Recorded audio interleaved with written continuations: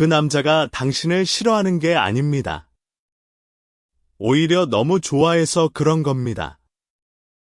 믿기 어렵겠지만 지금부터 이 이야기를 끝까지 들어보면 그동안 당신이 얼마나 많은 호감 신호를 오해하고 놓쳐왔는지 깨닫게 될 겁니다. 좋아하는 사람 앞에서 오히려 차갑게 굴고 일부러 거리를 두고 다른 여자와 친하게 지내는 척하고 눈은 마주치면서도 말은 걸지 않는 그런 남자 주변에 한 명쯤 있지 않았나요? 아니면 지금 바로 그런 남자 때문에 머리가 복잡한 상태인가요? 그 남자의 행동이 도대체 무슨 의미인지 갈피를 잡을 수 없어서 혼자 밤새 카카오톡 대화창을 올려보고 내려보고 하면서 그가 보낸 짧은 답장 하나에 수십 가지 의미를 부여해 본 적이 있다면 이야기는 정확히 당신을 위한 것입니다. 사람의 마음이라는 것은 참으로 복잡합니다. 특히 연애 감정이 개입되면 그 복잡함은 몇 배로 증폭됩니다. 논리적으로 생각하면 좋아하는 사람에게 잘해주고 다가가고 따뜻하게 대하는 것이 당연한 것 같은데 현실에서는 그렇게 단순하게 흘러가지 않는 경우가 정말 많습니다. 특히 남자들의 경우에는 좋아하는 감정이 커지면 커질수록 오히려 그 감정을 숨기려고 하고 반대 방향의 행동을 하는 경우가 놀라울 정도로 빈번합니다. 이것을 흔히 츤데레라고 부르는데 이 츤데레라는 단어 자체가 일본 애니메이션에서 유래한 것이기는 하지만 한국 남자들 사이에서도 이런 행동 패턴은 정말 흔하게 나타납니다. 아니 어쩌면 한국 남자들이야말로 이런 츤데레 기질을 가장 많이 가지고 있는 것이 아닐까 싶을 정도입니다. 한국 사회에서 남자들은 어릴 때부터 감정 표현에 대해 상당히 억제적인 교육을 받습니다. 남자는 울면 안 된다, 남자는 감정을 쉽게 드러내면 안 된다, 남자는 강해야 한다. 이런 말들을 어릴 때부터 귀에 못이 박히게 듣고 자란 한국 남자들에게 좋아하는 여자 앞에서 자신의 감정을 솔직하게 표현하라는 것은 어쩌면 그들에게 가장 어려운 미션 중 하나일 수 있습니다. 그래서 좋아하면 좋아할수록 엉뚱한 방향으로 행동이 나타나는 것이고 그 엉뚱한 행동들이 여자 입장에서는 전혀 호감으로 읽히지 않기 때문에 수많은 오해와 엇갈림이 생기는 것입니다. 생각해보면 참 안타까운 일입니다. 서로 좋아하는 마음이 있는데 그 마음을 제대로 전달하지 못해서 혹은 전달하는 방식이 너무 뒤틀려 있어서 결국 이어지지 못하는 관계가 얼마나 많겠습니까? 주변을 둘러보면 그런 사례가 정말 넘쳐납니다. 나중에 한참 시간이 지나고 나서야 그때 그 사람이 나를 좋아했었구나 하고 뒤늦게 깨닫는 경우도 있고 심지어는 평생 모르고 지나가는 경우도 있습니다. 오늘 이 이야기에서는 여자들이 거의 100% 오해하게 되는 남자의 츤데레 행동 7가지를 아주 깊이 있게 파헤쳐 보려고 합니다. 단순히 이런 행동이 있다는 것을 나열하는 수준이 아니라 왜 그런 행동이 나타나는 것인지, 그 심리적 메커니즘은 무엇인지, 실제로 어떤 상황에서 이런 행동이 발현되는지, 그리고 이런 행동을 하는 남자에게 여자가 어떻게 대응하면 좋은지까지 포괄적으로 다뤄보겠습니다. 이 이야기를 끝까지 듣고 나면 그동안 도무지 이해할 수 없었던 그 남자의 행동이 완전히 새롭게 보이기 시작할 것입니다. 그리고 어쩌면 이미 놓쳐버린 인연에 대한 아쉬움이 밀려올 수도 있습니다. 하지만 아직 늦지 않았을 수도 있습니다. 지금 바로 곁에 있는 그 남자의 진심을 읽어낼 수 있는 눈이 생긴다면 말입니다. 자, 그러면 첫 번째 이야기부터 시작해볼까요? 첫 번째는 갑자기 말이 거칠어지고 대하는 태도가 차가워지는 것입니다. 이것은 츤데레 행동의 가장 대표적인 형태이면서 동시에 여자들이 가장 쉽게 오해하는 행동이기도 합니다. 분명히 예전에는 부드럽게 대해주던 남자가 어느 순간부터 말투가 딱딱해지고 때로는 무뚝뚝하게 때로는 거의 무례하다 싶을 정도로 차갑게 대하는 경우가 있습니다. 이런 상황을 겪는 여자 입장에서는 당연히 내가 뭘 잘못했나, 이 사람이 나를 싫어하기 시작한 건가 하는 생각이 먼저 들 수밖에 없습니다. 그런데 아이러니컬하게도 이런 행동은 오히려 그 남자가 당신을 좋아하는 마음이 커졌다는 신호인 경우가 매우 많습니다. 이것을 이해하려면 먼저 남자의 심리 구조를 좀 알아야 합니다. 남자들은 일반적으로 소유욕과 독점욕이 여자들에 비해 상대적으로 강한 편입니다. 물론 모든 남자가 그런 것은 아니지만 전반적인 경향성으로 봤을 때 그렇다는 것입니다. 좋아하는 여자가 생기면 그 여자를 자기만의 것으로 만들고 싶다는 욕구가 자연스럽게 생기는데 현실에서는 그 여자가 자기 것이 아닌 상황이 대부분이잖아요. 아직 사귀는 사이도 아니고 그냥 좋아하는 마음만 가지고 있는 상태에서 그 여자가 다른 남자와 이야기하는 것을 보거나 자기에게 특별한 관심을 보이지 않는 것처럼 느껴지면 내면에서 굉장한 답답함과 초조함이 생깁니다. 그 답답함을 건강하게 표현할 수 있는 사람도 있지만 많은 남자들은 그러지 못합니다. 감정을 솔직하게 드러내는 것에 익숙하지 않은 남자들은 그 답답함과 초조함이 엉뚱하게도 공격적인 태도로 변환되어 나타나는 경우가 많습니다. 쉽게 말하면 좋아하는 사람한테 잘해주고 싶은 마음은 있는데 그 마음대로 상황이 흘러가지 않으니까 짜증이 나는 것이고 그 짜증이 좋아하는 당사자에게 향하게 되는 것입니다. 참 비합리적이죠. 논리적으로 보면 전혀 말이 안 되는 행동입니다. 좋아하는 사람에게 잘해줘야 그 사람의 마음을 얻을 수 있는 것인데 오히려 차갑게 대하면 멀어지는 것이 당연한 것 아닙니까? 맞습니다. 당연히 그렇습니다. 하지만 인간의 감정이라는 것이 항상 논리적으로 작동하는 것이 아니기 때문에 이런 일이 벌어지는 것입니다. 특히 한국 남자들 중에서 감정 표현에 서투른 사람들은 이런 패턴을 정말 자주 보입니다. 서울이든 부산이든 대구든 어느 지역을 가도 이런 남자는 있습니다. 학교에서든 직장에서든 동호회에서든 어떤 사회적 환경에서든 이런 유형의 남자는 반드시 존재합니다. 그래서 한번 구체적인 예를 들어보겠습니다. 직장에서 같은 팀에 근무하는 이준혁이라는 남자가 있다고 가정해볼까요? 이준혁은 팀의 다른 여자 동료들에게는 평범하게 대하는데 유독 당신에게만 말투가 차갑습니다. 회의 시간에 당신이 의견을 내면 별로 좋은 생각은 아닌 것 같은데 하면서 반박하는 경우가 잦고 점심시간에 뭐 먹을지 이야기할 때도 당신의 제안에는 유독 시큰둥한 반응을 보입니다. 이런 상황이 반복되면 당신은 자연스럽게 이 사람 나한테 뭔가 불만이 있나, 나를 별로 안 좋아하나 하는 생각을 하게 됩니다. 그런데 가만히 살펴보면 이상한 점이 있습니다. 이준혁은 당신이 다른 남자 동료와 이야기할 때 미묘하게 시선을 보냅니다. 당신이 칼퇴근을 하면 어딘가 급한 약속이 있나 봐 하고 넌지시 물어보기도 합니다.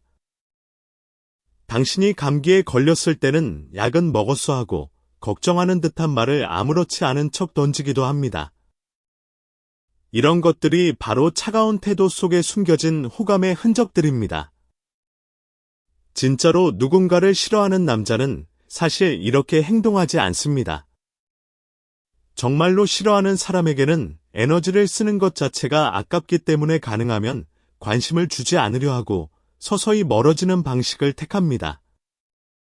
그런데 오히려 적극적으로 차갑게 구는 것은 그만큼 에너지를 쏟고 있다는 의미이고 그 에너지의 원천은 바로 호감인 경우가 많다는 것입니다. 이것은 심리학에서 말하는 반동 형성이라는 방어 기제와도 관련이 있습니다. 반동 형성이란 자신의 진짜 감정이나 욕구가 사회적으로 혹은 자기 기준에서 받아들이기 어려울 때 그와 정반대되는 행동을 하는 것을 말합니다. 좋아하는 마음을 들키면 거절당할까봐 두렵고 자신의 약한 모습을 보이는 것이 부끄럽기 때문에 오히려 반대 방향으로 과잉 보상을 하는 것입니다. 이런 심리적 메커니즘은 특히 자존심이 강하고 자기 감정에 솔직하지 못한 남자들에게 두드러지게 나타납니다. 한국 사회에서 남자들이 감정을 숨기는 것을 일종의 미덕처럼 여기는 문화가 아직 완전히 사라지지 않았기 때문에 이런 행동 패턴은 꽤나 보편적이라고 할 수 있습니다. 물론 여기서 중요한 구분점이 있습니다. 모든 차가운 태도가 호감의 신호인 것은 아닙니다. 진짜로 불쾌해서 차갑게 대하는 경우도 분명히 있고 성격 자체가 무뚝뚝한 경우도 있습니다. 그래서 이 신호를 제대로 읽으려면 그 남자의 평소 행동과 비교해봐야 합니다. 다른 사람들에게도 똑같이 차갑다면 그것은 그냥 성격일 가능성이 높습니다. 하지만 다른 사람들에게는 평범하거나 심지어 친절한데 유독 당신에게만 차갑다면 그것은 뭔가 특별한 감정이 있다는 신호일 가능성이 높은 것입니다. 또 하나의 구분점은 차가운 태도의 일관성입니다. 진짜 싫어하는 경우에는 차가운 태도가 꽤 일관적으로 유지됩니다. 하지만 호감이 있어서 차갑게 구는 경우에는 가끔씩 따뜻한 모습이 새어 나옵니다. 이 따뜻한 모습이 새어 나오는 순간을 포착하는 것이 핵심입니다. 이 부분에 대해서는 뒤에서 더 자세히 다루겠습니다.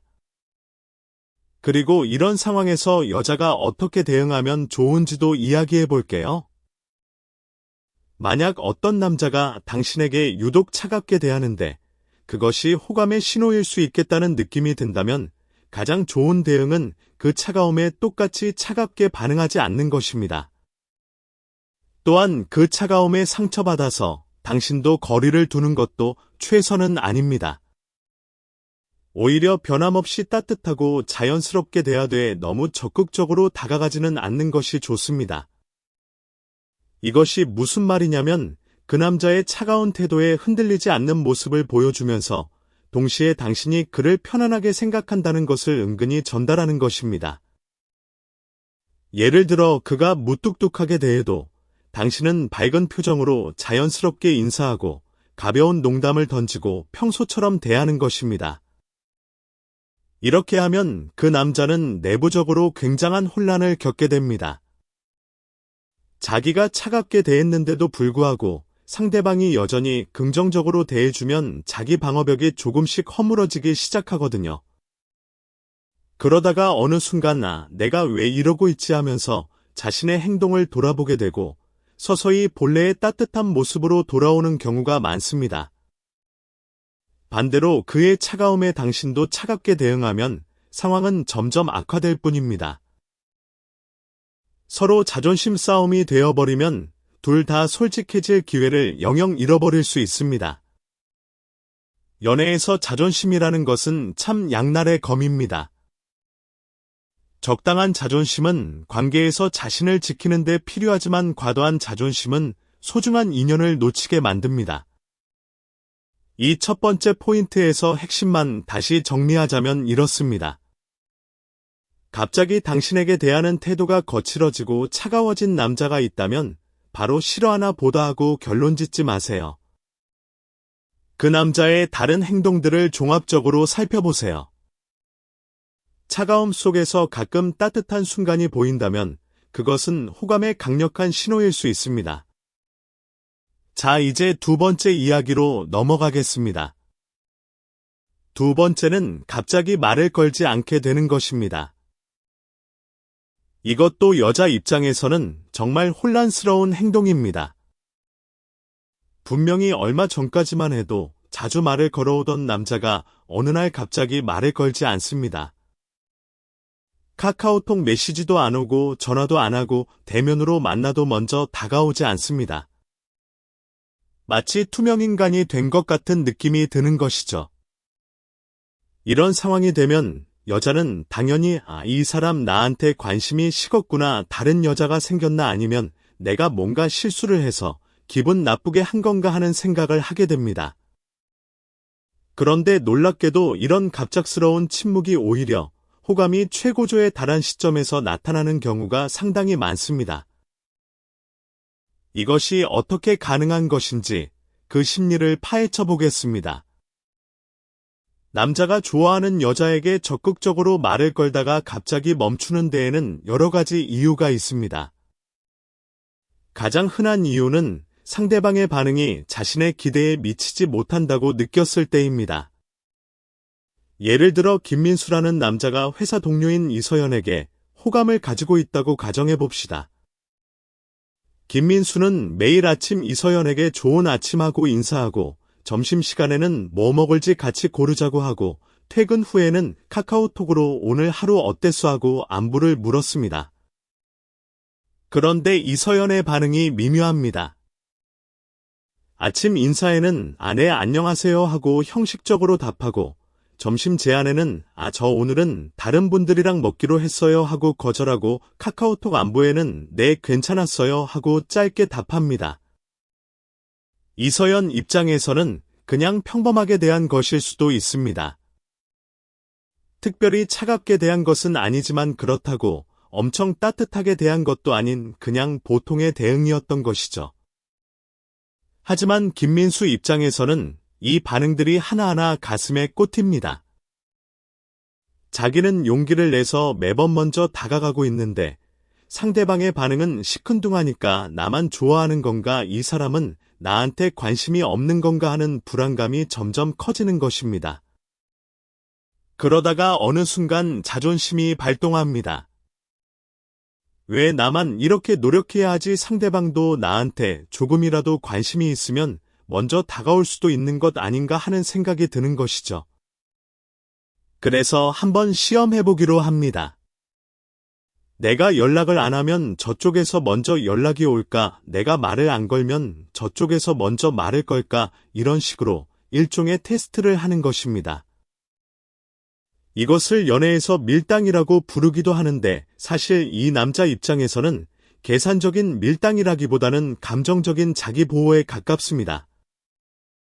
계속 먼저 다가가면서 미지근한 반응을 받다 보면 자존감이 떨어지니까 일단 한 발짝 물러서서 상황을 관망하겠다는 것입니다.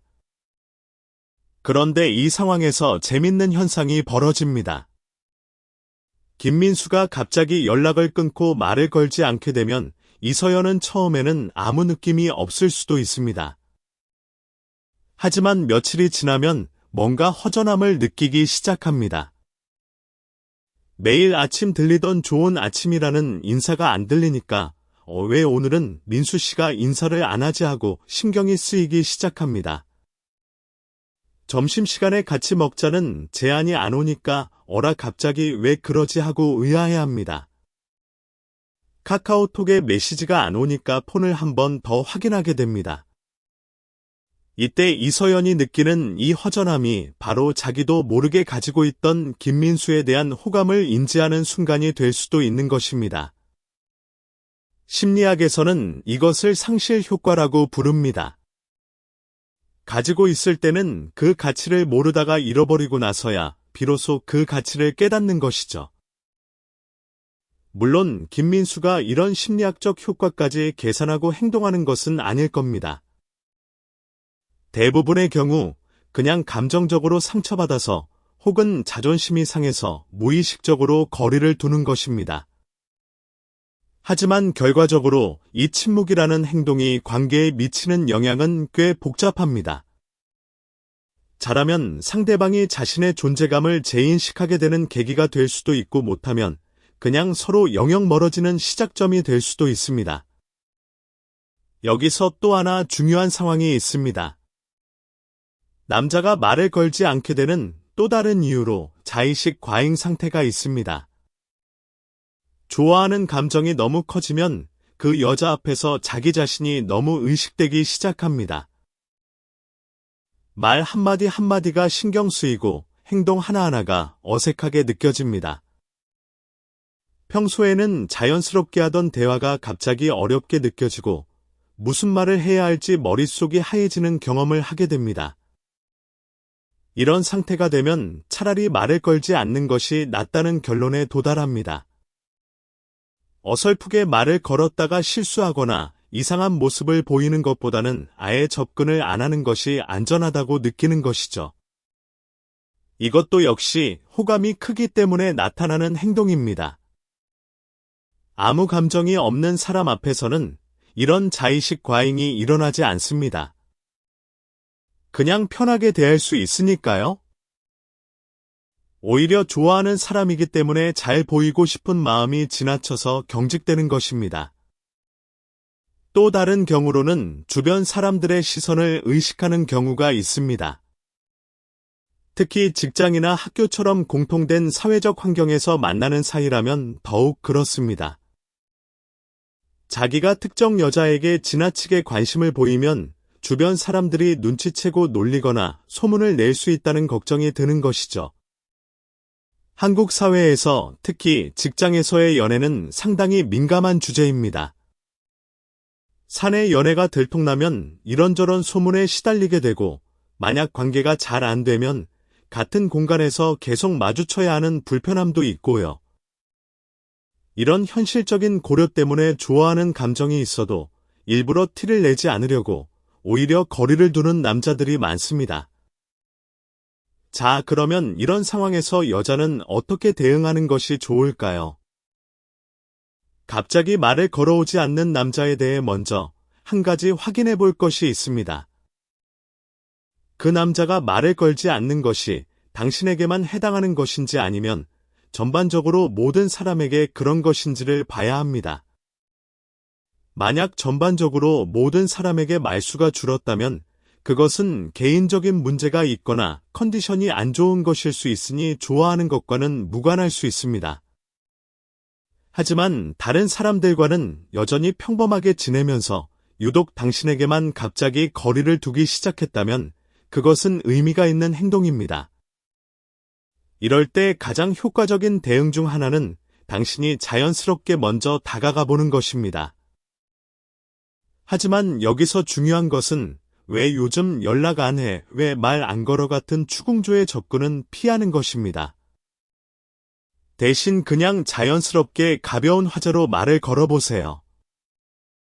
예를 들어 민수 씨 이 카페 새로 생겼던데 커피 맛있대요. 한번 가볼까요? 같은 식으로 부담 없는 제안을 하는 것입니다.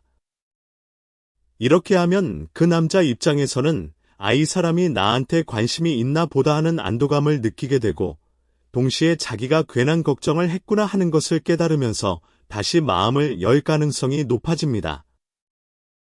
하지만 만약 당신이 아무런 행동도 하지 않고 그 남자가 다시 다가오기만을 기다린다면 두 사람 사이의 거리는 시간이 갈수록 점점 더 벌어질 뿐입니다. 두 사람 다 자존심만 세우고 있으면 결국 아무 일도 일어나지 않습니다. 연애라는 것은 결국 용기의 게임입니다. 누군가가 먼저 한 발짝 다가가야 무언가 시작되는 것이니까요. 세 번째 이야기입니다. 세 번째는 대답이 무뚝뚝하고 시큰둥해지는 것입니다. 이것은 두 번째와 연결되는 행동이기도 합니다. 남자가 먼저 말을 걸지 않게 된 상황에서 당신이 걱정되어 혹은 궁금해서 먼저 말을 걸면 돌아오는 반응이 응 그래 같은 아주 짧고 건조한 대답인 경우가 있습니다. 이런 시큰둥한 반응을 받으면 여자 입장에서는 정말 황당하고 서운합니다. 내가 먼저 다가갔는데 이런 반응이라니 역시 나한테 관심 없나 보다 하는 생각이 더욱 강해집니다. 하지만 이 무뚝뚝한 대답에도 숨겨진 심리가 있습니다. 이것을 이해하려면 앞서 이야기한 두 번째 상황의 연장선에서 생각해야 합니다. 남자가 먼저 말을 걸지 않게 된 것은 자존심이 상했거나 감정적으로 상처를 받았기 때문이라고 했죠. 그런 상태에서 여자가 먼저 다가와줬을 때 내심으로는 기쁩니다. 이 사람이 나를 신경 쓰고 있구나 하는 안도감이 드는 것이죠. 하지만 여기서 바로 환하게 웃으면서 솔직하게 대응하면 자존심이 허락하지 않습니다. 왜냐하면 그동안 자기가 상처받아서 거리를 두고 있었는데 상대방이 한번 다가왔다고 해서 바로 꼬리를 치면 뭔가 진 것 같은 기분이 들기 때문입니다. 이것이 참 유치하게 들릴 수 있지만 실제로 많은 남자들이 이런 심리를 가지고 있습니다. 특히 자존심이 강한 남자일수록 이런 경향이 두드러집니다. 그래서 내심 기쁘면서도 겉으로는 일부러 시큰둥하게 대응하는 것입니다. 아직 나는 내가 필요하지 않아 나는 괜찮아 같은 메시지를 무의식적으로 보내고 있는 것이죠. 이것은 일종의 감정적 줄다리기입니다. 상대방이 좀 더 자기에게 다가와 주기를 자기에게 좀 더 관심을 보여주기를 바라면서 일부러 냉담하게 구는 것입니다. 심리학적으로 보면 이것은 보상 추구 행동의 일종이라고 할 수 있습니다. 자기가 감정적으로 소모한 에너지에 대한 보상을 상대방으로부터 받고 싶은 것인데 그 보상이라는 것이 결국은 상대방의 관심과 애정입니다. 그래서 시큰둥한 태도를 취함으로써 상대방이 더 노력하게 만들고 그 노력을 통해 자기가 중요한 존재임을 확인받고 싶은 것입니다. 물론 이 모든 것이 의식적으로 계산되어서 이루어지는 것은 아닙니다. 대부분은 무의식적으로 감정에 휘둘려서 이런 행동이 나타나는 것입니다. 당사자인 남자 본인도 왜 자기가 이러는지 정확히 설명하지 못하는 경우가 많습니다. 그냥 마음이 복잡하고 감정이 뒤엉켜 있어서 어떻게 대응해야 할지 모르겠는 것이죠. 특히 이런 상황에서 남자들이 보이는 특이한 행동 패턴이 하나 더 있습니다. 그것은 카카오톡이나 문자 메시지에서의 반응입니다. 대면에서는 시큰둥하게 대하면서도 메시지에서는 의외로 답장을 빨리 하는 경우가 있습니다. 혹은 그 반대로 대면에서는 그나마 대화가 되는데 메시지에서는 일십을 하거나 한참 후에 답장하는 경우도 있습니다. 이런 불일치가 나타나는 것 자체가 그 남자의 내면에서 감정적 갈등이 일어나고 있다는 증거입니다. 감정이 전혀 없는 사람이라면 대면이든 메시지든 일관되게 무관심할 것입니다. 하지만 채널에 따라 다른 반응을 보인다는 것은 마음이 흔들리고 있다는 의미입니다. 이 세 번째 상황에서의 대응 방법을 말씀드리자면 가장 중요한 것은 그의 시큰둥한 반응에 당장 실망하거나 화를 내지 않는 것입니다. 대신 한두 번 정도는 그의 무뚝뚝한 대답에도 불구하고 따뜻하게 대해보세요. 그래도 계속 시큰둥하다면 그때는 살짝 직접적으로 요즘 기분이 안 좋아 보이는데 무슨 일 있어 하고 진심 어린 관심을 표현해보는 것도 방법입니다. 이런 직접적인 관심 표현은 차가운 태도의 벽을 허무는 데 매우 효과적입니다. 왜냐하면 그 남자가 원하는 것이 결국은 당신의 진심 어린 관심이기 때문입니다. 그리고 당신이 그런 관심을 보여줬을 때 그가 비록 겉으로는 별거 아니야 하면서 여전히 시큰둥한 척하더라도 내면에서는 분명 감동받고 있을 가능성이 높습니다. 사람의 마음이라는 것은 진심에 반응하게 되어 있으니까요. 이제 네 번째 이야기로 넘어갑니다. 네 번째는 갑자기 다정해졌다가 다시 차가워지는 것을 반복하는 것입니다. 이것은 앞서 이야기한 두 번째와 세 번째의 연장선상에 있는 행동이면서 동시에 여자를 가장 혼란스럽게 만드는 행동이기도 합니다. 패턴을 보면 이렇습니다. 평소에 차갑고 시큰둥하게 대하던 남자가 어떤 순간에 갑자기 따뜻해집니다. 환하게 웃어주거나 다정한 말을 건네거나 작은 배려를 보여주거나 합니다. 그래서 여자가 이 사람 원래 이렇게 다정한 사람이었나 혹시 나를 좋아하기 시작한 건가 하면서 기대감을 갖게 되면 다시 원래의 차가운 모드로 돌아갑니다. 이런 것이 반복되면 여자는 롤러코스터를 타는 것 같은 감정의 기복을 겪게 됩니다. 도대체 이 사람의 진심이 뭔지 알 수가 없어지는 것이죠. 이 행동 패턴이 나타나는 이유를 설명하기 위해 구체적인 상황을 하나 만들어 보겠습니다. 박지훈이라는 남자가 동네 카페에서 아르바이트를 하고 있습니다. 같은 카페에서 아르바이트를 하는 한소희라는 여자에게 호감을 가지고 있죠. 박지호는 평소에 한소희에게 약간 무뚝뚝하게 대합니다. 앞서 이야기한 이유들로 인해서요. 그런데 어느 날 한소희가 무거운 짐을 옮기다가 힘들어하는 모습을 보는 순간 박지훈의 마음속에 있던 호감의 감정이 참을 수 없이 솟아오릅니다. 무의식적으로 다가가서 내가 옮겨줄게 하면서 짐을 들어주고 괜찮아 하고 걱정스러운 눈빛으로 바라봅니다. 이 순간 한소희는 깜짝 놀랍니다. 평소에 무뚝뚝한 박지훈과는 전혀 다른 모습이니까요. 하지만 잠시 후 박지훈은 자기 행동을 돌아보면서 내가 너무 티를 낸 건 아닌가 하는 후회와 부끄러움을 느끼게 됩니다. 그래서 다시 원래의 차가운 모드로 복귀하는 것이죠. 이 과정에서 핵심적인 심리 상태는 바로 갈등입니다. 남자의 내면에서 두 가지 욕구가 충돌하고 있는 것입니다. 하나는 좋아하는 사람에게 잘해주고 싶다는 자연스러운 호감의 욕구이고, 다른 하나는 자기 감정을 드러내면 안 된다는 방어적 욕구입니다. 이 두 가지 욕구가 번갈아가면서 우위를 차지하기 때문에 행동이 일관성 없이 오락가락하는 것입니다. 다정한 순간은 호감의 욕구가 방어벽을 순간적으로 뚫고 나온 결과이고, 다시 차가워지는 것은 방어벽이 재구축된 결과입니다. 이 행동에서 한 가지 더 주목할 점이 있습니다.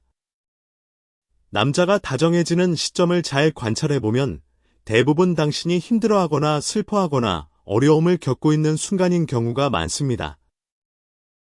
왜냐하면 좋아하는 사람이 힘들어하는 모습을 보면 아무리 감정을 숨기려고 해도 도움을 주고 싶은 본능이 발동하기 때문입니다. 이런 순간에 보여주는 다정함이야말로 그 남자의 진짜 마음에 가장 가까운 모습이라고 할 수 있습니다. 차가운 태도는 연기이고 따뜻한 순간이 진짜라는 것이죠. 그래서 이 네 번째 행동에서 기억해야 할 핵심은 바로 이 일관성 없는 행동 자체가 호감의 증거라는 것입니다. 진짜 아무 감정이 없는 사람이라면 항상 일관되게 무관심할 것입니다. 다정해질 이유도 차가워질 이유도 없으니까요. 하지만 다정함과 차가움이 교차한다는 것은 그 남자의 마음속에 당신에 대한 감정이 살아있고 그 감정을 어떻게 처리해야 할지 갈등하고 있다는 의미입니다. 이런 남자에게 대응하는 방법은 인내심을 가지고 기다리되 적극적으로 당신의 감정은 표현하는 것입니다. 당신이 그에게 안전하다는 느낌을 주면 그의 방어벽은 점점 낮아질 것입니다. 안전하다는 느낌이란 당신이 그의 감정을 비웃지 않을 것이라는 신뢰이고 당신이 그를 거부하지 않을 것이라는 확신입니다. 이런 신뢰와 확신을 주는 것은 시간이 걸리는 일이지만 한번 형성되면 그때부터 그 남자는 서서히 자기 진심을 드러내기 시작할 것입니다. 다섯 번째 이야기입니다. 다섯 번째는 다른 여자와 일부러 가깝게 지내는 것입니다. 이것은 여자 입장에서 정말 화가 나는 행동이고 동시에 맥이 빠지는 행동이기도 합니다. 당신에게는 시큰둥하게 대하면서 다른 여자에게는 웃으면서 이야기하고 스스럼 없이 대하고 가깝게 지내는 모습을 보여주는 것이죠.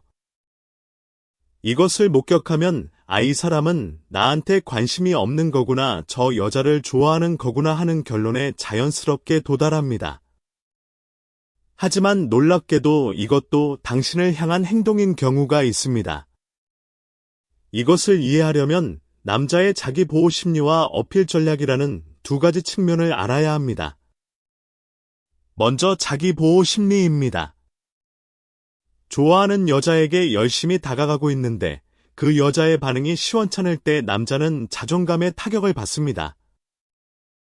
이때 다른 여자와 가깝게 지내는 것은 나한테도 나를 좋아하는 사람이 있어, 나는 매력적인 사람이야 하는 메시지를 스스로에게 그리고 주변에 전달하려는 무의식적 행동입니다. 자기 가치를 확인하고 싶은 것이죠. 이것은 사실 꽤 흔한 인간의 심리입니다. 연애에서뿐만 아니라 일상생활에서도 어떤 영역에서 좌절감을 느끼면 다른 영역에서 보상받으려는 행동은 자주 나타납니다. 두 번째는 어필 전략입니다. 이것은 좀 더 의도적인 측면이 있습니다. 다른 여자와 가깝게 지내는 모습을 일부러 당신 앞에서 보여줌으로써 당신의 질투심을 자극하려는 것입니다. 나 너만 쫓아다니는 거 아니야. 다른 여자들도 나한테 관심 있어 하는 메시지를 보내면서 당신이 자기에게 좀 더 관심을 가지도록 만들려는 것이죠. 이것이 효과적인 전략이냐고 묻는다면 솔직히 말해서 별로 좋은 전략은 아닙니다. 오히려 역효과를 낼 가능성이 높습니다. 대부분의 여자들은 이런 행동을 보면 호감이 아니라 반감을 느끼거든요. 아, 저 사람 바람둥이구나, 혹은 아, 저 사람 나한테 관심 없구나 하고 더 멀어지는 경우가 많습니다.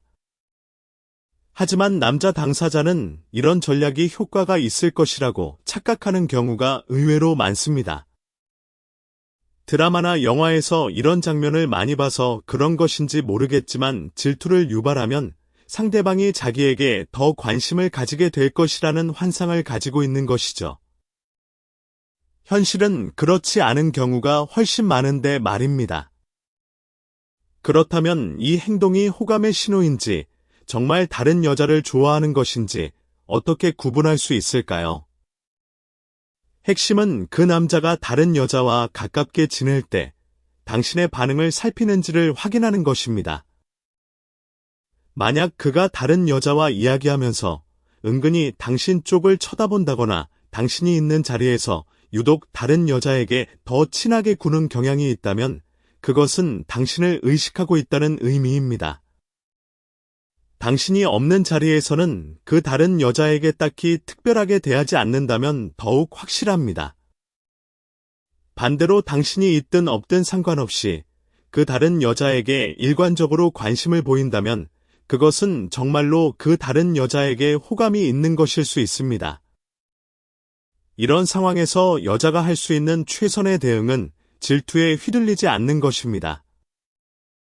질투라는 감정은 자연스러운 것이고 느끼는 것 자체를 탓할 필요는 없지만 그 질투를 표출하는 방식은 신중해야 합니다. 그 남자가 다른 여자와 가깝게 지내는 것에 대해 불쾌감을 노골적으로 드러내면 그것은 그 남자의 전략에 놀아나는 것일 수 있습니다. 대신 여유를 보여주세요. 당신도 당신의 삶을 즐기고 있고 그 남자 하나에 매달리지 않는다는 것을 자연스럽게 보여주는 것입니다. 이것은 일부러 다른 남자와 친하게 지내라는 의미가 아닙니다. 그것은 같은 수준의 유치한 전략이 될 뿐이니까요. 그냥 당신의 일상을 충실히 살고 자기 자신에게 집중하는 모습을 보여주는 것이 가장 매력적이고 효과적인 대응입니다. 여유로운 모습은 그 어떤 질투 전략보다 강력합니다. 여섯 번째 이야기입니다. 여섯 번째는 눈은 자꾸 마주치는 것입니다. 이 행동은 앞서 이야기한 다른 행동들과 함께 나타날 때 특히 의미가 큽니다. 평소에는 차갑게 대하고 말도 잘 걸지 않고 시큰둥하게 구는데 이상하게 눈이 자주 마주칩니다. 아니, 마주친다기보다는 그 남자가 당신을 쳐다보고 있다가 눈이 마주치면 시선을 피하는 패턴이 반복되는 것이죠. 회의 중에 당신 쪽을 보고 있다가 눈이 마주치면 급히 다른 곳을 보거나 식사 자리에서 은근히 당신을 훔쳐보거나 복도에서 지나칠 때 슬쩍 시선이 스치거나 하는 것들입니다. 눈은 마음의 창이라는 말이 있듯이 시선이라는 것은 감정을 가장 솔직하게 드러내는 통로입니다. 아무리 말이나 행동으로 자기 감정을 숨기려고 해도 눈만큼은 속이기 어렵습니다. 관심이 있는 대상을 자꾸 바라보게 되는 것은 인간의 아주 기본적인 본능이기 때문입니다. 좋아하는 사람이 같은 공간에 있으면 무의식적으로 그 사람의 위치를 파악하고 그 사람이 무엇을 하고 있는지 확인하고 싶어 합니다. 입으로는 아무렇지 않은 척하면서 눈은 계속 그 사람을 쫓고 있는 것이죠. 이런 행동은 특히 본인이 의식하지 못하는 사이에 나타나는 경우가 많기 때문에 더욱 신뢰할 수 있는 호감의 지표가 됩니다. 말이나 행동은 의도적으로 조절할 수 있지만 시선의 방향은 무의식적으로 결정되는 부분이 크기 때문입니다. 이 시선의 패턴에서 주목해야 할 포인트가 몇 가지 있습니다. 첫째로 눈이 마주쳤을 때의 반응입니다. 호감이 있는 남자는 눈이 마주치면 대부분 시선을 피합니다. 이것은 들킨 것 같은 당혹감 때문입니다. 좋아하는 사람을 몰래 보고 있었는데 눈이 마주쳐버리면 들켰다 하는 부끄러움이 먼저 오거든요. 반면에 호감 없이 그냥 우연히 눈이 마주친 경우에는 대수롭지 않게 시선을 유지하거나 별 반응 없이 자연스럽게 다른 곳을 봅니다. 시선을 피하는 속도와 태도가 확연히 다른 것이죠. 둘째로 시선의 빈도입니다. 한두 번 눈이 마주치는 것은 우연일 수 있습니다. 하지만 같은 사람과 반복적으로 눈이 마주친다면 그것은 우연이 아닙니다. 특히 같은 공간에 여러 사람이 있는데 유독 한 사람과만 자주 눈이 마주친다면 그것은 상대방이 당신을 의식적이든 무의식적이든 주시하고 있다는 확실한 증거입니다. 셋째로 시선의 질입니다. 그냥 스쳐 지나가는 시선과 감정이 담긴 시선은 분명히 다릅니다. 호감이 있는 남자의 시선에는 일종의 따뜻함과 부드러움이 있습니다. 비록 본인은 차가운 척하고 있지만 눈빛만큼은 숨기기 어렵거든요. 이 따뜻한 눈빛을 포착했다면 그것은 매우 강력한 호감 신호입니다. 이 여섯 번째 행동은 다른 행동들과 결합했을 때 특히 의미가 커진다고 말씀드렸는데 이것이 왜 중요한지 설명하겠습니다. 앞서 이야기한 차가운 태도나 시큰둥한 대답이나 거리 두기 같은 행동들만 놓고 보면 그 남자가 당신을 싫어한다고 해석할 수도 있습니다. 하지만 그런 차가운 행동을 하면서도 눈은 계속 당신을 향하고 있다면 그것은 결정적인 모순입니다. 정말 싫어하는 사람은 쳐다보지도 않습니다. 관심이 없으면 시선이 가지 않는 것이 자연스러운 것이니까요. 차갑게 대하면서도 눈은 계속 당신에게 가 있다는 것은 마음은 이미 당신에게 가 있는데 행동만 그것을 부정하고 있는 상태라는 것을 의미합니다. 이런 상황에서의 대응으로는 눈이 마주쳤을 때 당신도 시선을 피하지 말고 살짝 미소를 지어보는 것을 추천합니다. 이것은 당신이 그의 시선을 인지하고 있고 그것을 불쾌하게 여기지 않는다는 신호를 보내는 것입니다. 이 작은 미소 하나가 그 남자에게 엄청난 용기를 줄 수 있습니다. 이 사람이 나를 거부하지는 않는구나 하는 확신을 갖게 되면 차가운 태도를 서서히 걷어들이기 시작할 가능성이 높아집니다. 자, 이제 마지막 7번째 이야기입니다. 7번째는 원래대로 돌아가고 싶은데 돌아갈 수 없어서 괴로워하는 것입니다. 이것은 어쩌면 7가지 행동 중에서 가장 안타까운 것이 아닐까 싶습니다. 처음에 차갑게 대하기 시작한 것은 어느 정도 전략적인 의도가 있었거나 혹은 감정적 반응으로 자연스럽게 그렇게 된 것이었습니다. 그런데 그 차가운 태도를 계속 유지하다 보면 어느 순간 그것이 고착화되어 버리는 문제가 생깁니다. 예를 들어볼게요. 최성민이라는 남자가 같은 동아리의 강유진이라는 여자를 좋아합니다. 처음에는 유진에게 자주 말을 걸고 밝게 대했는데 어느 순간부터 유진이 자기에게 별 관심이 없는 것 같다고 느꼈습니다. 자존심이 상한 성민은 유진에게 거리를 두기 시작합니다. 말도 잘 걸지 않고 시큰둥하게 대합니다. 처음에는 유진이 먼저 다가와 줄 것을 기대하면서 한 행동이었는데 유진은 성민 씨가 나한테 흥미를 잃었나 보다 하고 자기 나름대로 거리를 두기 시작합니다. 이렇게 되면 두 사람 사이에 보이지 않는 벽이 생깁니다. 성민은 이 벽을 허물고 다시 예전처럼 유진에게 다가가고 싶지만 이미 몇 주째 차갑게 대해왔기 때문에 갑자기 다시 친하게 대하면 이상하지 않을까 하는 걱정이 됩니다. 유진이 갑자기 왜 그래 하고 의아해하면 어떡하지 혹은 내가 다시 다가가면 약해 보이지 않을까 하는 프라이드의 문제도 있습니다. 이런 심리적 장벽 때문에 원래로 돌아가고 싶어도 돌아갈 수 없는 교착 상태에 빠지는 것입니다. 시간이 지나면 지날수록 이 교착 상태는 더 심해집니다. 차가운 태도를 유지한 기간이 길어질수록 다시 원래대로 돌아가는 것이 더 어렵게 느껴지거든요. 하루 이틀이면 아무렇지 않게 돌아갈 수 있었을 일이 일주일이 되고 한 달이 되고 몇 달이 되면 그때는 정말 어떻게 돌아가야 할지 감조차 잡히지 않게 됩니다. 이것이 바로 프라이드의 함정입니다. 자존심을 지키려다가 정작 소중한 것을 잃어버리는 아이러니한 상황이죠. 이런 상태에 있는 남자는 겉으로는 아무렇지 않은 척하지만 내면에서는 굉장히 괴로워하고 있습니다. 유진을 볼 때마다 말을 걸고 싶고 웃어주고 싶고 다시 가까워지고 싶지만 그럴 수가 없는 자기 자신에게 화가 나고 답답한 것이죠. 이 괴로움은 때때로 더 심한 회피 행동으로 나타나기도 합니다. 좋아하는데 아예 피하기 시작하는 것이죠. 마주치는 것 자체가 고통스러우니까 마주치지 않으려고 다른 길로 돌아가거나 같은 공간에 있는 것을 피하는 것입니다. 이 단계까지 오면 여자 입장에서는 완전히 싫어하는구나 하고 확신하게 됩니다. 좋아하는 사람을 피하다니 상식적으로 말이 안 되니까요. 하지만 그 남자의 내면에서는 오히려 감정이 최고조에 달한 상태인 경우가 많습니다.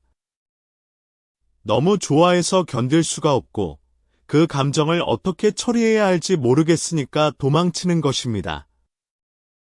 이 상황에 대한 한 가지 실제 사례를 공유하겠습니다. 물론 이름과 세부 사항은 각색한 것이지만 본질적인 스토리는 실제로 흔히 일어나는 일입니다. 서울에서 대학교에 다니던 정현우는 같은 과 동기인 이수빈을 1학년 때부터 좋아했습니다. 처음에는 적극적으로 다가갔습니다. 수업 자료를 공유해주고 학식을 같이 먹자고 하고 동아리 활동도 같이 하자고 했습니다. 하지만 수빈은 현우에게 딱히 특별한 반응을 보이지 않았습니다. 다른 동기들에게 대하는 것과 비슷하게 현우를 대했죠. 현우는 점점 자신감을 잃었습니다. 이 사람은 나한테 관심이 없는 것 같다. 이러다가 집착하는 사람처럼 보이면 어쩌지 하는 걱정이 커졌습니다. 그래서 서서히 거리를 두기 시작했습니다. 말을 잘 걸지 않게 되었고 시큰둥하게 대하기 시작했습니다. 수빈에 대한 감정은 여전했지만 겉으로는 관심 없는 척을 했습니다. 이렇게 몇 달이 지나면서 두 사람 사이에는 눈에 보이지 않는 거리가 생겼습니다. 현우는 다시 다가가고 싶었지만 이미 너무 오랫동안 차갑게 대해왔기 때문에 갑자기 태도를 바꾸는 것이 어색했습니다.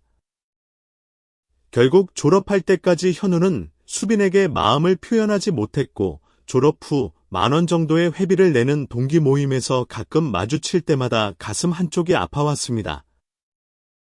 나중에 수빈이 다른 사람과 결혼했다는 소식을 들었을 때 현우는 한참 동안 그때 좀 더 솔직했으면 하는 후회에 잠을 이루지 못했다고 합니다. 이런 이야기가 결코 드문 것이 아닙니다. 주변에 한번 물어보세요. 학생 시절에 혹은 직장에서 좋아하는 사람에게 마음을 표현하지 못하고 시간만 보내다가 결국 놓쳐버린 경험이 있는 남자가 분명 있을 것입니다. 그리고 대부분은 그것을 인생에서 가장 아쉬운 기억 중 하나로 꼽을 것입니다. 자, 여기서 이 7번째 행동에 대한 대응 방법을 말씀드리겠습니다.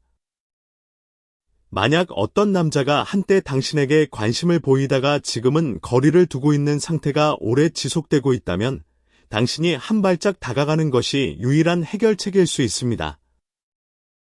왜냐하면 이 남자는 스스로 다가갈 수 없는 상태에 빠져 있기 때문입니다. 프라이드와 두려움이 너무 크기 때문에 자력으로는 그 벽을 넘을 수 없는 것이죠. 당신이 먼저 벽에 작은 구멍을 뚫어줘야 합니다. 아주 작은 것이어도 됩니다. 가벼운 미소 한 번, 짧은 인사 하나, 사소한 부탁 하나, 이런 작은 접촉이 그 남자에게는 엄청난 의미를 가질 수 있습니다. 이 사람이 나를 완전히 포기하지 않았구나, 아직 기회가 있을 수도 있구나 하는 희망의 불씨가 되는 것이죠. 물론 당신이 왜 남자 때문에 먼저 다가가야 하냐는 생각이 들 수도 있습니다. 맞습니다. 원래대로라면 좋아하는 쪽이 먼저 다가가는 것이 맞습니다. 하지만 현실에서는 항상 그렇게 깔끔하게 흘러가지 않습니다. 좋아하면서도 다가가지 못하는 사람이 있고 그 사람의 마음을 알아주는 것도 하나의 사랑의 형태일 수 있습니다. 자, 이렇게 해서 7가지 행동을 모두 살펴봤습니다. 이제 전체적인 정리를 하면서 좀 더 깊은 이야기를 해보겠습니다. 이 7가지 행동을 관통하는 핵심 키워드는 바로 갈등과 자기 보호입니다. 츤데레 남자들은 좋아하는 사람에게 솔직해지고 싶은 마음과 거절당하거나 자기 약점을 보이기 싫은 마음 사이에서 끊임없이 갈등합니다. 그리고 이 갈등의 결과로 솔직함과는 정반대 방향의 행동이 나타나는 것입니다. 이런 행동을 하는 남자들에게 공통적으로 나타나는 특징이 몇 가지 있습니다. 첫째, 자존심이 강합니다. 이 자존심은 자존감과는 다른 것입니다. 자존감이 높은 사람은 자기 자신에 대한 확신이 있기 때문에 감정 표현에 자유로운 경우가 많습니다. 반면 자존심이 강한 사람은 겉으로는 강해 보이지만 내면에는 불안함이 있는 경우가 많고 그 불안함을 자존심이라는 갑옷으로 감추고 있는 것입니다. 이런 사람에게 먼저 마음을 열라는 것은 갑옷을 벗으라는 것과 마찬가지이기 때문에 굉장히 용기가 필요한 일입니다. 둘째, 과거에 상처를 받은 경험이 있는 경우가 많습니다. 이전 연애에서 배신을 당했거나 고백을 했다가 거절당한 경험이 있거나 어린 시절 가정 환경에서 감정 표현이 억압된 경험이 있는 남자들은 다시 상처받는 것에 대한 두려움이 매우 큽니다. 그래서 좋아하는 감정이 생기면 다시 상처받기 전에 미리 방어벽을 치는 것이죠. 셋째, 완벽주의적 성향이 있는 경우가 있습니다. 자기가 다가갈 때 완벽하게 멋있는 모습을 보여주고 싶은데 그것이 보장되지 않으면 차라리 다가가지 않는 것을 선택하는 것입니다. 실패할 가능성이 있는 일에는 아예 도전하지 않는 것이 안전하다고 느끼는 심리이죠. 이제 조금 다른 관점에서도 이야기를 해보겠습니다. 지금까지는 주로 남자의 심리에 초점을 맞춰서 이야기했는데 여자의 관점에서 이런 상황을 어떻게 종합적으로 판단하고 대응할 수 있는지에 대해 좀 더 실용적인 가이드를 제시해 보겠습니다. 먼저 가장 중요한 것은 한 가지 행동만으로 판단하지 않는 것입니다. 이 7가지 행동 중 하나만 보고 이 사람이 나를 좋아하나 보다 하고 결론 짓는 것은 위험합니다. 왜냐하면 각각의 행동은 호감이 아닌 다른 이유로도 충분히 나타날 수 있기 때문입니다. 진짜로 싫어서 차갑게 대하는 것일 수도 있고, 성격이 원래 무뚝뚝한 것일 수도 있고, 개인적인 사정으로 여유가 없는 것일 수도 있습니다. 핵심은 여러 가지 행동을 종합적으로 봐야 한다는 것입니다. 차갑게 대하면서도 눈은 마주치고 가끔 다정해지는 순간이 있고, 다른 여자와 일부러 가깝게 지내는 것 같고, 이런 행동들이 복합적으로 나타나면 그때는 호감의 가능성이 상당히 높다고 볼 수 있습니다. 두 번째로 상대방의 평소 성격과 비교하는 것이 중요합니다. 앞에서도 잠깐 언급했지만 그 남자가 원래부터 무뚝뚝한 성격이라면 당신에게 차갑게 대하는 것은 특별한 의미가 없을 수 있습니다. 하지만 다른 사람들에게는 밝고 친절한데 유독 당신에게만 다르게 대한다면 그것은 당신에 대해 특별한 감정이 있다는 신호입니다. 좋든 싫든 특별한 감정이 있는 것이고 앞서 설명한 다른 단서들과 함께 보면 그것이 호감인지 반감인지 판별할 수 있습니다. 세 번째로 시간의 흐름을 관찰하는 것입니다. 인간의 감정은 시간에 따라 변합니다. 만약 어떤 남자가 처음에는 당신에게 적극적이었다가 갑자기 차가워졌다면 그 변화의 시점에 무슨 일이 있었는지를 떠올려 보세요. 당신이 다른 남자와 함께 있는 모습을 봤다든지, 당신이 그에게 어떤 말을 했다든지 어떤 사건이 있었을 수 있습니다. 그 사건이 그의 감정에 영향을 미쳐서 태도가 변한 것이라면 그것은 역설적으로 그가 당신에게 깊은 감정을 가지고 있다는 증거가 됩니다. 감정이 없는 사람은 어떤 사건이 있어도 태도가 변하지 않으니까요. 네 번째로 직접 물어보는 용기입니다. 이것이 사실 가장 확실한 방법인데 많은 사람들이 이것을 가장 어려워합니다. 하지만 때로는 직접적인 소통이 수십 가지 추측보다 나은 경우가 있습니다. 물론 너나 좋아해 같이 단도직입적으로 물어보라는 것은 아닙니다. 그보다는 요즘 나한테 뭔가 서운한 거 있어. 내가 모르는 사이에 기분 상하게 한 거 있으면 말해줘 같은 식으로 상대방이 자기 감정을 표현할 수 있는 문을 열어주는 것입니다. 이런 식의 접근은 상대방에게 당신이 그의 감정에 관심을 가지고 있다는 메시지를 전달하면서 동시에 부담감을 줄여주는 효과가 있습니다.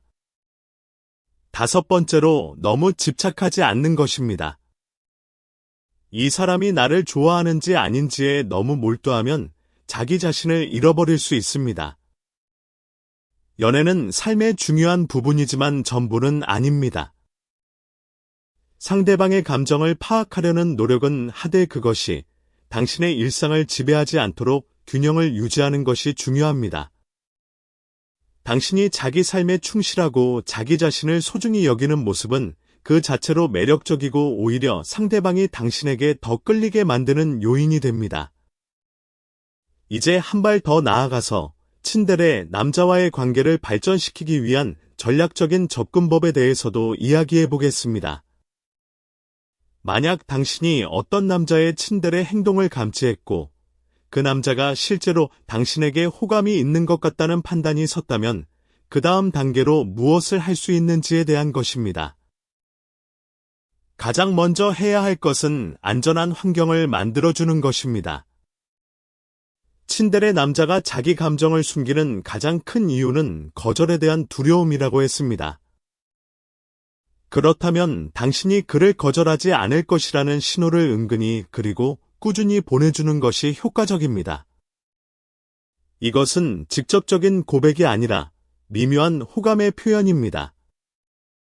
예를 들어 그와 대화할 때 진심으로 웃어주거나 그의 이야기에 관심을 보여주거나 그의 장점을 자연스럽게 칭찬해주거나 가벼운 신체 접촉을 허용하는 것 등이 있습니다. 이런 작은 신호들이 쌓이면 그 남자는 서서히 이 사람 앞에서는 솔직해도 괜찮겠다 하는 안도감을 느끼게 됩니다.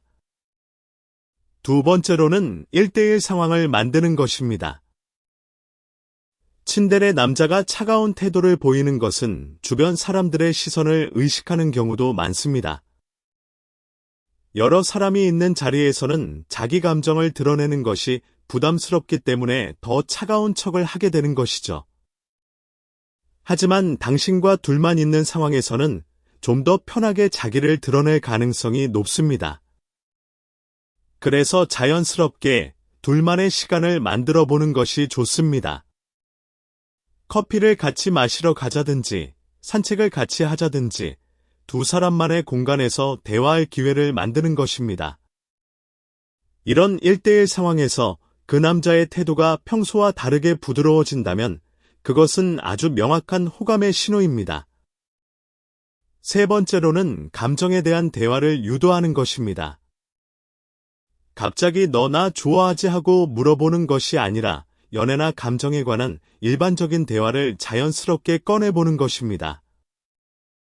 예를 들어 친구가 남자친구랑 사귀기 시작했는데 둘이 원래 자주 싸우던 사이였대 하는 식으로 제3자의 이야기를 통해 연애 주제를 꺼내면 그 남자의 반응을 통해 그의 생각을 엿볼 수 있습니다. 그가 어떤 여자를 좋아하는지, 연애에 대해 어떤 생각을 가지고 있는지 등을 자연스럽게 파악할 수 있는 기회가 되는 것이죠. 네 번째로는 인내심을 가지는 것입니다. 친데레 남자의 마음을 여는 것은 하루아침에 되는 일이 아닙니다. 오랫동안 쌓아온 방어벽을 허무는 데는 시간이 걸립니다. 중간에 그가 다시 차가워지거나 거리를 두더라도 쉽게 포기하지 마세요. 물론 끝없이 기다리라는 것은 아닙니다. 합리적인 기간과 노력의 한계를 설정하되 그 안에서는 꾸준하게 접근하는 것이 좋습니다. 한국 속담에 공든 탑이 무너지랴라는 말이 있듯이 진심을 담은 꾸준한 노력은 결국 상대방의 마음을 움직이게 되어 있습니다. 여기서 한 가지 주의해야 할 점도 있습니다. 그것은 친데레와 진짜 나쁜 남자를 혼동하지 않아야 한다는 것입니다. 친데레 남자는 감정 표현이 서투를 뿐이지 본질적으로는 당신에게 좋은 감정을 가지고 있는 사람입니다. 하지만 세상에는 상대방을 이용하거나 정서적으로 조종하기 위해 의도적으로 밀당을 하는 사람도 있습니다. 이런 사람은 친데레가 아니라 그냥 나쁜 사람입니다. 이 둘을 구분하는 기준은 일관성과 진정성입니다. 친데레 남자는 차가울 때도 근본적으로 당신을 존중합니다. 무뚝뚝하게 대할 수는 있지만 당신의 인격을 무시하거나 감정적으로 상처를 주려는 의도로 행동하지는 않습니다. 하지만 나쁜 남자는 상대방의 감정을 의도적으로 이용합니다. 일부러 불안하게 만들고, 일부러 질투하게 만들고, 상대방이 자기에게 의존하도록 조종합니다.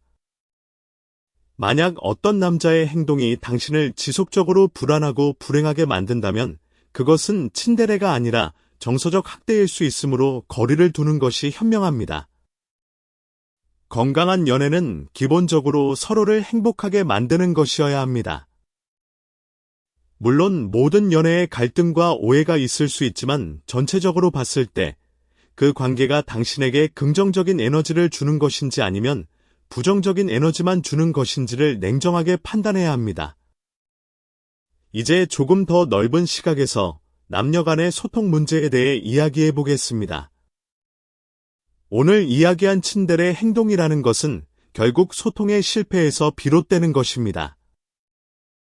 자기 감정을 솔직하게 전달하지 못하고 반대 방향으로 표현하는 것이 일으키는 문제인 것이죠. 이것은 비단 남자에게만 해당되는 것이 아닙니다. 여자들 중에서도 좋아하는 감정을 솔직하게 표현하지 못하고 엉뚱한 행동을 하는 사람이 있고 남녀를 불문하고 감정 소통에 어려움을 겪는 사람은 많습니다. 한국 사회에서는 특히 감정 표현에 대한 문화적 억제가 있기 때문에 이런 문제가 더 두드러지는 경향이 있습니다. 유교 문화의 영향으로 감정을 드러내는 것보다 절제하는 것을 미덕으로 여기는 전통이 있고 체면, 문화 때문에 자기 마음을 솔직히 보여주는 것을 두려워하는 사람이 많습니다. 이런 문화적 배경을 이해하면 왜 한국 남자들 사이에서 친데레 행동이 그토록 흔한지를 좀 더 깊이 이해할 수 있습니다. 하지만 시대가 변하고 있습니다. MZ세대로 올수록 감정 표현에 좀 더 자유로운 사람들이 늘어나고 있고 소통의 중요성에 대한 인식도 높아지고 있습니다. 연애에서도 밀당보다는 솔직한 표현이 더 효과적이라는 것을 많은 사람들이 깨달아가고 있습니다. 그럼에도 불구하고 여전히 감정 표현이 서투른 사람은 있을 것이고 그런 사람의 마음을 읽어주는 능력은 연애에서 그리고 인간관계 전반에서 매우 귀중한 능력입니다. 사람의 겉모습과 속마음은 항상 일치하지 않습니다. 화를 내면서 사랑하는 사람이 있고 웃으면서 상처받은 사람이 있고 무관심한 척하면서 깊이 관심을 가진 사람이 있습니다. 이런 복잡한 인간의 감정 세계를 이해하고 공감하는 능력이야말로 좋은 관계를 만들어가는 핵심 역량이 아닐까 합니다. 이 이야기의 마지막 메시지로 드리고 싶은 말은 이것입니다. 만약 지금 당신 곁에 행동은 차갑지만 눈빛은 따뜻한 그런 남자가 있다면 너무 빨리 포기하지 마세요. 그의 차가운 겉모습 뒤에 숨겨진 따뜻한 진심을 한번 들여다봐 주세요. 당신의 한 걸음이 그 남자의 솔직함을 끌어내는 결정적 계기가 될 수 있습니다. 연애에서 가장 큰 후회는 해보고 실패한 것이 아니라 해보지도 않고 놓쳐버린 것이라고 합니다. 용기를 내세요. 그 용기가 두 사람의 운명을 바꿀 수도 있으니까요. 그리고 남자분들에게도 한마디 하고 싶습니다. 솔직한 것이 멋있는 것입니다. 자기 감정을 숨기고 반대로 행동하는 것은 자신도 상대방도 힘들게 할 뿐입니다. 용기를 내서 좋아하는 사람에게 좋아한다고 말해보세요. 거절당하면 어떡하냐고요? 거절은 아프지만 영원하지 않습니다. 하지만 표현하지 못한 후회는 영원히 남을 수 있습니다. 쉬운 일은 아닙니다. 하지만 그만큼 가치 있는 일입니다. 그 한마디가 당신의 인생을 바꿀 수도 있으니까요.